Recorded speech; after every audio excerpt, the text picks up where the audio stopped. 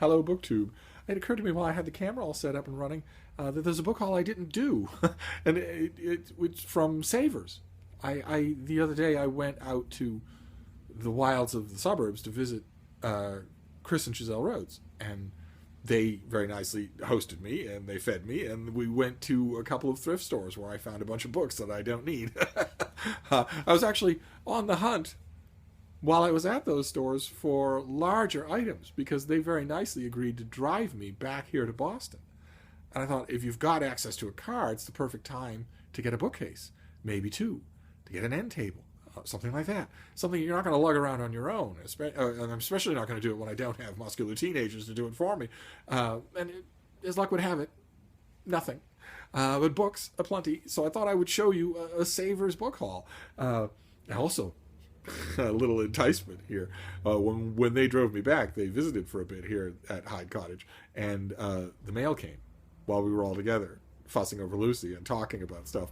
And I did a mail haul that's going to be on their channel, not this one. So if those anal retentive completists among you who want to see every mail haul, you're going to have to go there for that one.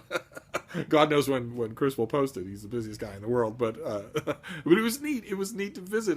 I wish I'd had the presence of mind to film a little something in his famous office, the one with the round microphone on the side, and the books behind him. I was there in his office. It was thrilling. I should have sat in that chair and filmed something, but I was too busy getting stuff full of food. But I wanted to show you these books that I got at Savers and just chat about them a bit.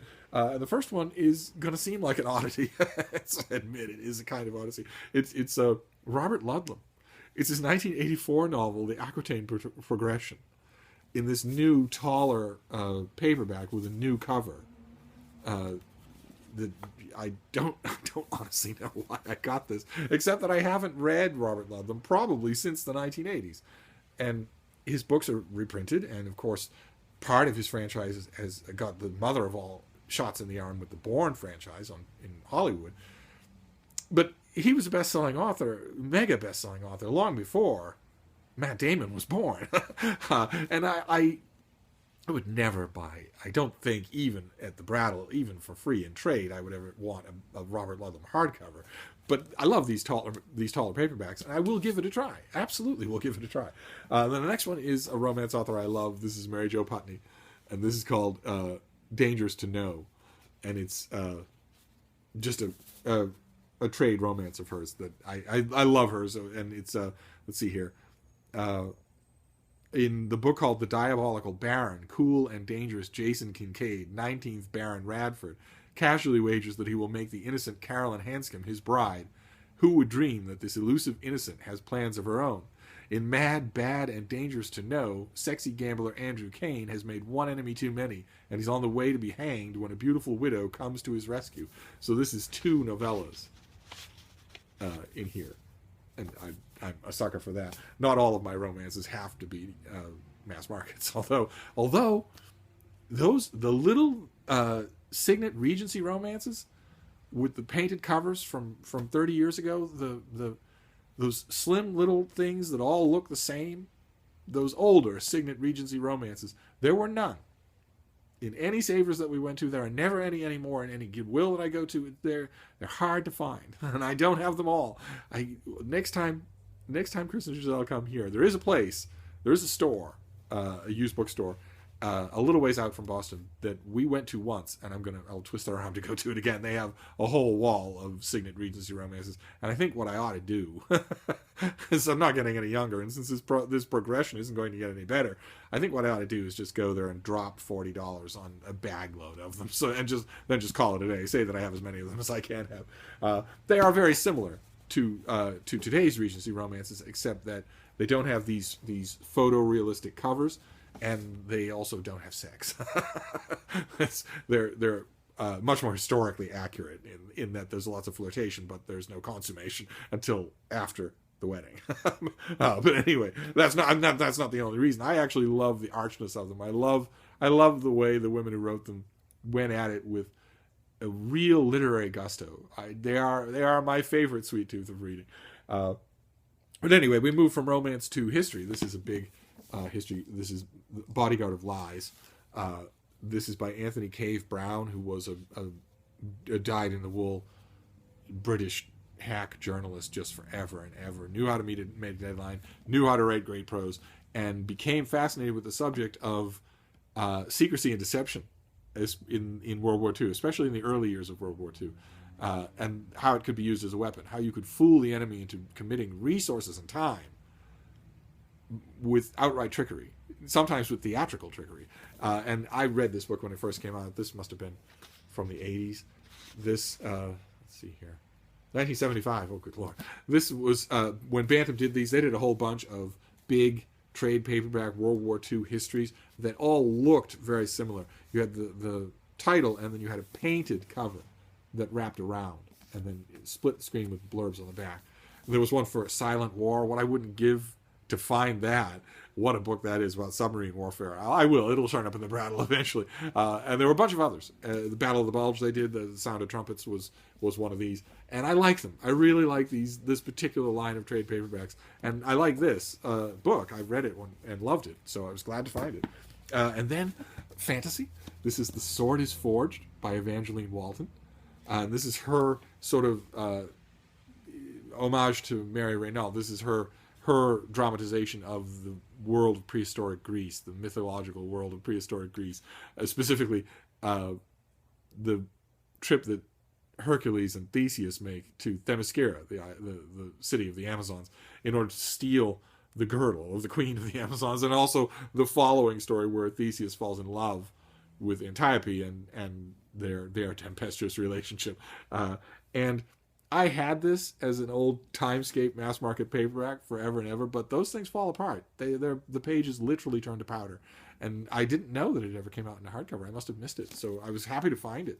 Evangeline Walton is most famous for her Mabinogion tetralogy. Her 4 books in her Mabinogion series, where she retells in high fantasy form the story of the mythological cycle of the Mabinogion, and does a fantastic job. Oh my God. If you ever see that set, 4 books or a big 1 volume, and you want an epic fantasy that you've never heard of and that won't disappoint, oh my God, plunk for it right away. I do. Every time I see it, I get it, and at the Brattle or elsewhere, I get it and immediately send it off to somebody. So I don't have it. I don't actually, at the moment, own the Mabinogion tetralogy. But it is so good. And it was so popular that it drew her out of semi-reclusion. She was a very, very shy writer. And unlike a lot of shy writers, it wasn't egotism on her part. She actually had what she thought was a good reason, which was that she was a blue baby. So when this little old lady, this white-haired old lady, finally worked up the nerve to go to science fiction conventions and sit at tables and talk, fans got to see the slightly blue cast to her skin. And it was something that made her intensely self-conscious, and they loved her, absolutely loved her. They loved how graceful she was and how well-spoken she was. And it was a chance for her to realize how many lives her works had touched. It was just wonderful. I wait, perhaps in vain, for a nice big Evangeline Walton biography, for somebody to talk to all of her friends and family while any of them are still alive, to sympathetically and critically read everything that she wrote, and to find her collected letters. I believe they're in a box somewhere, maybe Brown University or something like that, and make a big book. That would be great. I won't hold my breath, but still, it was nice to find this. What I wouldn't give to find a nice big hardcover of the Mabinogion tetralogy, but I don't think it exists. I seem to recall I had a boxed set of 4 mass market paperbacks that, like the Timescape Sword is Forged, were slowly turning to powder. And then I think in the early 2000s, maybe, some publisher brought out a gross-looking but still very welcome big 1-volume trade paperback of the thing. I don't know what became of that. I'm pretty sure it's not in print anymore. I don't think I ever got a copy. Foolishly, I think I probably refused because I didn't like the way it looked. When I should have been concentrating on how rare it is that it happened at all. The Brattle will provide. It will show up. But again, I highly recommend it. And then the next one I got merely for the cover blurb, for the chutzpah of the cover blurb. This is The Walking Dead by Gerald Seymour. This is a UK trade paperback of a young man in a leather jacket with a balaclava holding a scorpion in his hand. A big gelatinated African scorpion by the look of it. And the blurb that got me to buy it wasn't that expensive, but still. The Daily Telegraph's blurb is the finest thriller writer in the world today. So this Gerald Seymour managed to get out of the Daily Telegraph an incredibly high accolade without me knowing anything about him, without me ever having heard of him before. So this is a young man starts a journey from the dusty village in Saudi Arabia. He believes it will end with his death in faraway England, for honor, for glory, for victory. If his mission succeeds, he will go to his God a martyr, and many innocents will die with him. For David Banks, an armed protection officer charged with neutralizing the growing menace to London's safety, his role is not as clear-cut as it once was. The certainties that ruled his thinking are no longer black and white. Banks has begun to realize that one man's terrorist is another man's freedom fighter. There's a big difference between the two. Can you spot it? Because I got to tell you, here in the 21st century, Steve's getting mighty damn tired of this moral equivocation.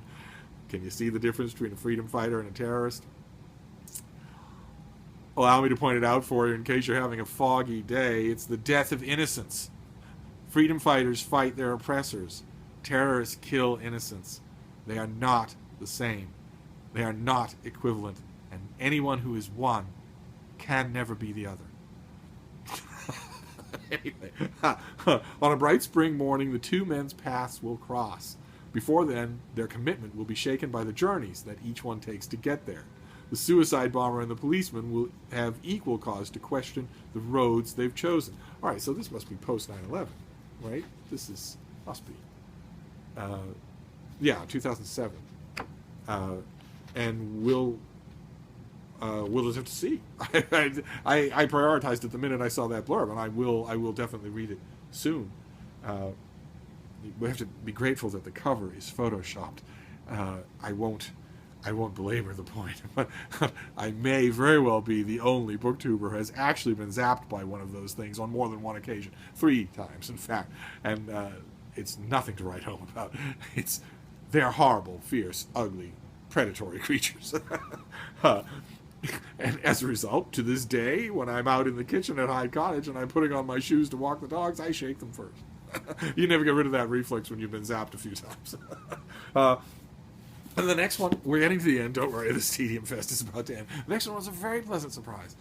It's Death at SeaWorld by David Kirby in a paperback. This is his nonfiction account of the imprisonment and trauma that is undergone by the killer whales at SeaWorlds, and the horrific cost that it has, not only for the whales, but also for their human trainers, specifically concentrating on Tilikum, the enormous city bus-sized male killer whale who had, by the time he got to SeaWorld, already killed people. And not what you might think. You know, the instinctive, reflexive idea of already killed people is, well, he didn't know what he was doing. Well, they might have fallen into his enclosure. Well, he might have confused them with prey. Not in Tilikum's case. Maybe the first time.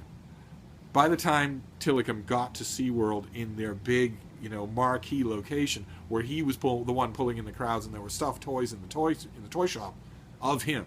By the time he got there and was the centerpiece of those shows, SeaWorld knew that this was an animal who, probably through trauma, had gone insane and had a taste for homicide. It wasn't by accident. He was actually waiting all the time for his opportunities to kill people, and finally did famously killed a trainer by pulling her into the water by her hair. And this book is all about that. It's all about the behind-the-scenes drama, and it was in a large part the basis for the great documentary Blackfish. And may very well have been the pebble that started the avalanche that prompted SeaWorld to stop its whole captive killer whale program. And I got it and read it back when it came out. God, when was this? Must have been forever ago. 2012. And I loved it, and I immediately wanted to review it for somebody for money. And I pitched it to my editor in Abu Dhabi, at the National in Abu Dhabi, And he went for it, and I wrote it, and it's a good piece. It's a classic Steve piece, and for some reason it struck a nerve, because it is by, in terms of readership, in terms of traffic, it is by far the most popular thing I've ever done for the National, and I've done hundreds of reviews for them, and I've done dozens and dozens since, and it's by far the most popular thing. I still get emails about it, and so, I held on to the advance copy, and I held on to the hardcover, and then I got rid of them both eventually. I found the paperback and thought, boy, oh boy, that's great. I actually do want to own that book. I want to reread it. And idly, I knew the answer would be no, because nobody knows about the National. No one's ever heard of it. And they do a terrible job of letting people know, letting publishers know when their books have been reviewed on the other side of the world in Abu Dhabi. So I got it and thought, there's no way that I'll be in the pages and pages of the blurbs, and I am. I am. They actually quote me. This is a warning bell book on a par with Upton Sinclair's The Jungle or Jessica Mitford's The American Way of Death. After Kirby's brutal and groundbreaking work, we can't say we weren't warned. And so there you go. That was a totally unexpected bonus, is that I not only have the book that I wanted, but it actually does have a blurb by me. Fantastic.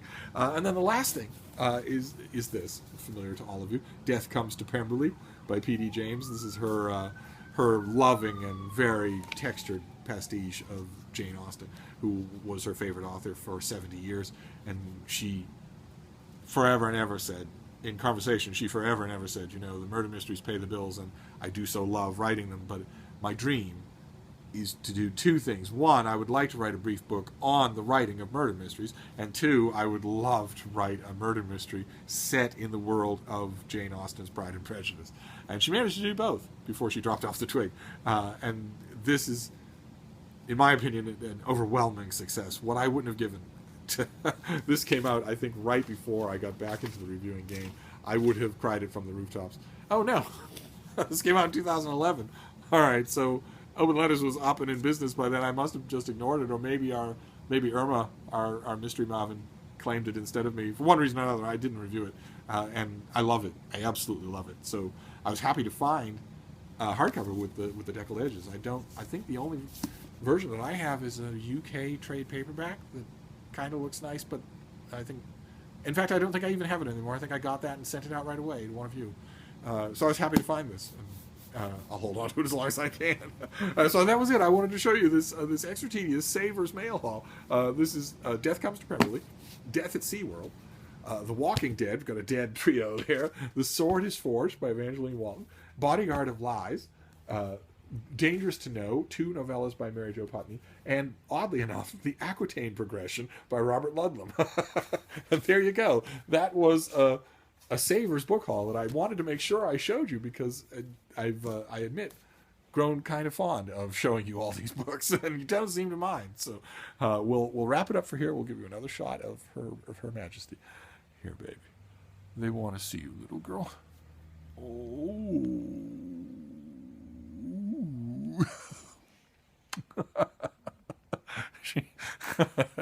There you go. Oh, she's so patient. All right, I'll see you soon, BookTube. Thank you.